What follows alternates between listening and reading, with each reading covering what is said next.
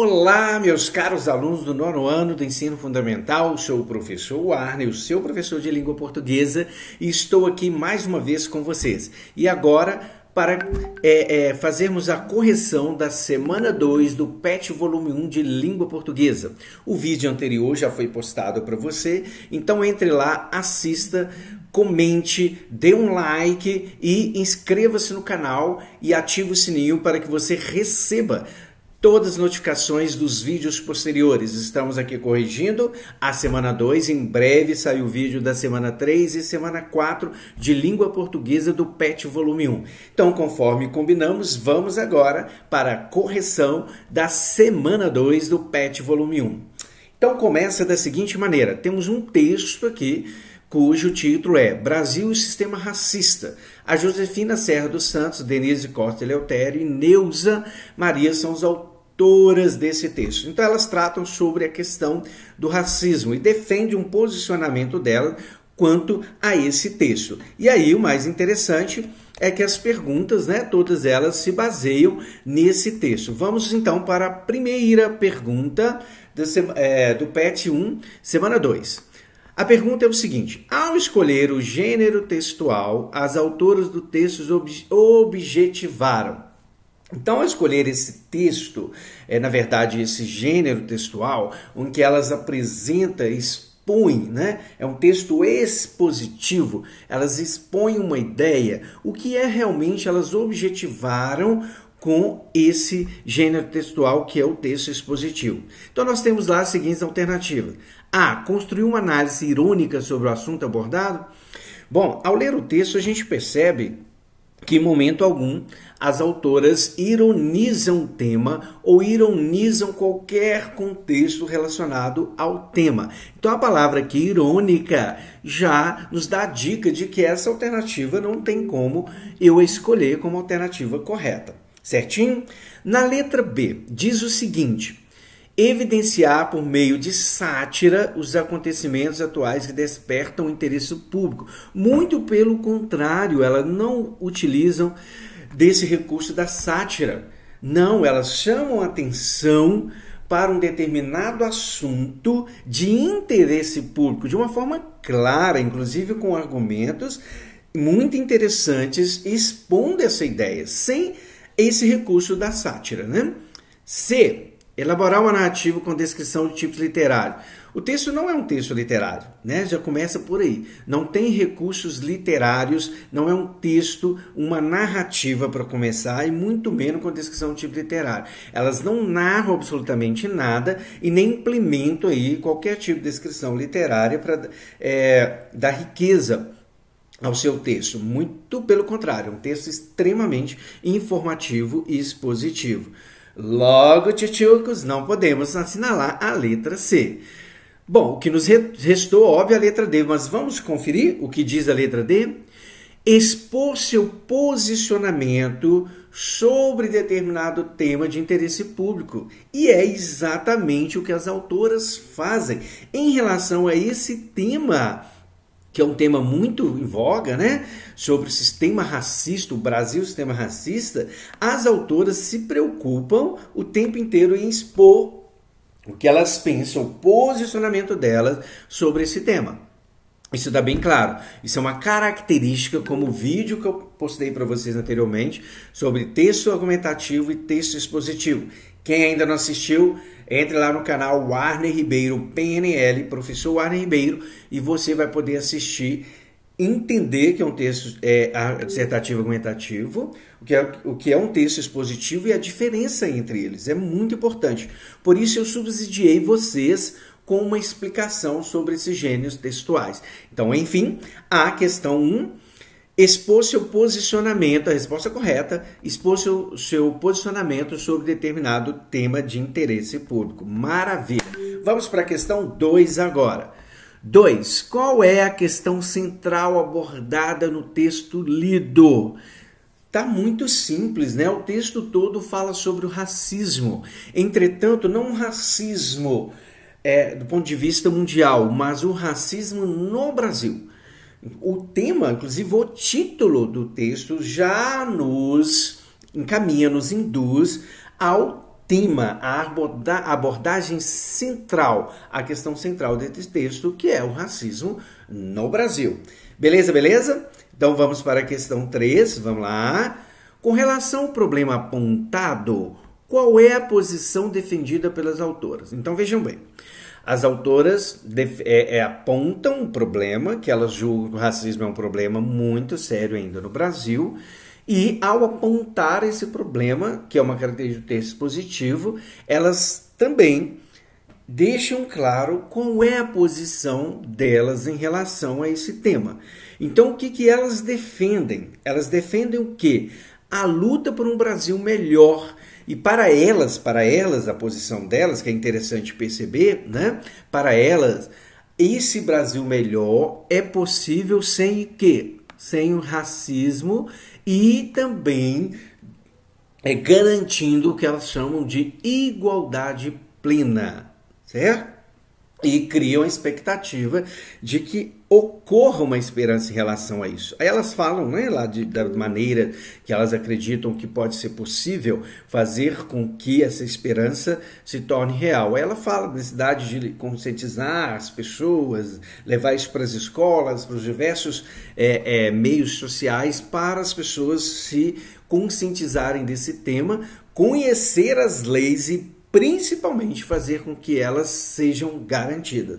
Mas, resumindo, elas defendem essa luta pelo Brasil melhor, sem racismo e com igualdade plena. Muito bem, essa foi a resposta da questão 3. Prosseguindo, vamos para a questão 4. Olhem lá a questão 4. Opa, passei um pouco, deixa eu voltar. A questão 4. Segundo as autoras, a quem a responsabilidade por esse problema abordado pode ser atribuído? Então, a quem pode atribuirmos esses problemas? Uma pergunta. Dentro da mesma pergunta tem a seguinte instrução. Transcreva um trecho em que as autoras utilizam uma metáfora, que é uma figura de linguagem, nós já trabalhamos com ela, né? É uma metáfora para mostrar a origem do problema. Lembrando, metáfora é um recurso de linguagem, é um recurso de linguagem que proporciona fazer com que o texto se torne um texto ainda mais interessante, fazendo o quê? Comparações, né? Comparações, uma comparação implícita, quer dizer, não utilizo lá a palavrinha, né? Ana é como uma flor, que isso aí é uma comparação. Eu apenas digo, Ana é uma flor. Eu não estou dizendo que a Ana seja aquela flor, aquela florzinha do jardim, mas a Ana, quando eu digo que ela é uma flor, eu estou comparando Ana com a beleza da flor, a singeleza, a suavidade. Então isso que é uma metáfora, ok? Então vamos lá. A quem elas se responsabilizam, quer dizer, a quem elas atribuem responsabilidade por esse problema? Elas, segundo as autoras, a responsabilidade por esse problema abordado pode ser atribuída à sociedade hegemônica que há no Brasil. Para elas, tem uma sociedade que é hegemônica, aquela que é maior, que comanda, né? Então, ela que é responsável por isso. Ótimo. Que trecho nós poderíamos retirar lá do texto, comprovando essa afirmação de que a sociedade hegemônica é responsável e a metáfora que é colocada para ratificar, né, confirmar que realmente a sociedade hegemônica que é responsável por esse problema. Então, um trecho, por exemplo, é esse aqui, ó. Há uma hierarquização, uma sociedade hegemônica que alimenta as desigualdades sociais. Olha aí a metáfora. Essa hierarquização, né, é uma hierarquia, quem pode mais, quem pode menos, e essa sociedade hegemônica alimenta as desigualdades sociais. E se alimenta as sociedades, as desigualdades sociais, que é metáfora. Não é alimenta de pôr alimento pela boca, não é isso, tá? Alimenta de fazer com que essas desigualdades se tornem maior ainda. Então aí que está a metáfora. O que quer dizer essa metáfora? Omitindo da população preta o acesso aos seus direitos, deixando à margem situação de risco e vulnerabilidade social. Essa é a opinião dela. É o elemento que elas utilizam para dizer que a sociedade hegemônica mantém essa desigualdade social. Maravilha! Número 5. As autoras evidenciam uma estratégia para convencer os leitores da posição que defendem. Então, além de apresentar a posição delas, elas defendem isso. Qual é essa estratégia? A estratégia utilizada por elas pode influenciar a opinião dos leitores do texto? Explica. Então, vamos ver? Elas citam o quê? As opressões que o negro sofre na sociedade dominadora e excludente. Então, essa é a estratégia para convencer. Olha, o negro sofre, né? Essa pressão da sociedade dominadora os negros são excluídos, não é isso? E essa estratégia, óbvio que ela vai sensibilizar alguém. Nós não corroboramos com qualquer ação que seja que leva a uma parte da sociedade a ser dominada e excluída, não é? Então isso é um argumento forte. E ela é óbvio que vai influenciar os leitores, né? E a gente pode explicar como, exatamente por se tratar de algo que não é comum na sociedade, de aceitar dominação e exclusão, isso nos sensibiliza para esse tema. Então elas abordam, né, com a sua defesa muito bem. Muito bem, vamos para o número 6 para a gente encerrar. No fragmento que segue, uma das palavras destacadas coordena, a outra subordina. Aponte as relações lógicas que ela estabelece. Então vamos lá. Em português tem umas conjunções que a gente chama de conjunções coordenativas. Querem dizer, né? Ela vai ligar as orações, uma oração à outra, certo? Só que são informações independentes. Uma informação não depende da outra para que tenha sentido completo. Quando isso ocorre, a gente chama isso de coordenação. Agora, o contrário, quando eu tenho uma oração e a outra depende daquela primeira para ter sentido completo, ou a primeira depende da segunda para ter sentido completo, isso nós chamamos de subordinação. Quer dizer, uma oração depende da outra para que ela própria tenha o seu sentido. Diferente da coordenada, que nós temos duas ou mais orações juntas, mas elas são independentes. Uma não depende da outra para que eu tenha o sentido daquela oração, daquele verbo, daquela oração. Certinho? Então, aqui tem a oração e a gente vai destacar qual delas que coordena e qual delas subordina. Nós brasileiros somos descendentes sim de povos africanos. E reconhecer nossa ancestralidade é passo importante. Então, olha só, de nós somos brasileiros até africanos, nós temos uma oração. A partir de reconhecer nossa ancestralidade, ancestralidade até aqui é outra oração. Nós brasileiros somos descendentes sim de povos africanos, essa afirmação já tem o seu sentido completo. Ela não depende da segunda, reconhecer nossa ancestralidade. Então isso é uma relação de independência. Uma situação não depende da outra para que a oração, a frase tenha sentido completo. Então aqui onde tem esse i, aqui ó, que está destacado, que é a conjunção i, o que o i está fazendo aí? Qual é a função dele? Ele está somando, adicionando a essa primeira oração uma nova informação. Então só adicionou, só acrescentou, certo? Isso é coordenação.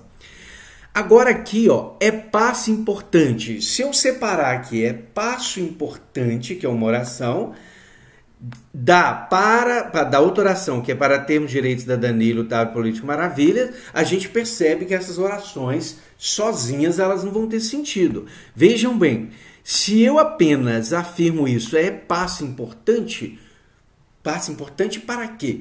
Obviamente a palavra importante já me faz fazer essa pergunta, né? Essa pergunta. É passo importante para quê? Quando eu necessito de um complemento para uma oração, isso é uma relação de subordinação. Então, essa conjunção para estabelece uma relação de subordinação. Quer dizer, essa oração onde inicia-se com para, essa aqui que eu achorei para vocês, ela é uma oração subordinada a essa primeira. Por isso nós chamamos esse processo de subordinação. Portanto, a conjunção para aqui, ela subordina, porque ela está inserindo uma outra oração. Ok? Em breve eu vou gravar um vídeo sobre orações coordenadas e subordinadas para você, para que isso fique muito mais claro. No mais, a correção está aí. Desejo a vocês uma excelente semana. Volte no vídeo quantas vezes forem necessárias para que você possa corrigir novamente. E não se esqueçam, inscrevam-se no canal, participe desse canal. Se fez sentido para você, dê um like e clique no sininho lá, ative as notificações para que você esteja sempre em dia com as nossas aulas. Um grande beijo, Deus esteja no coração de vocês e da família de vocês. Até a próxima!